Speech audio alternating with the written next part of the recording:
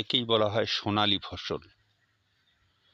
সোনার বাংলাদেশ, সোনালী ফসল,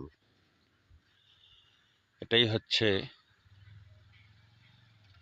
ঐতিহ্যবাহী রংপুর, রঙের রংপুর, রংপুরের সোনালী ফসল। এ ধান সারা বাংলাদেশ সাপ্লাই হয়। মৌসুম শেষ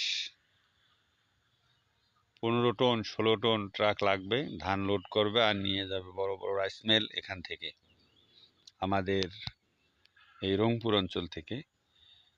দিনাজপুর, নীলফামারী,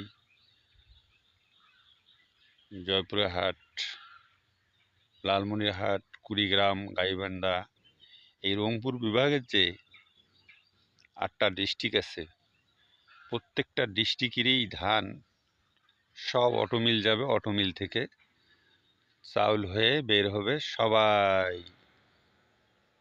বস্তা বস্তা কিনবে আর খাবে। এবং কি এখান থেকেই আবার চলে যাবে হলো এলএসডি বিএসডি গোডাউনে।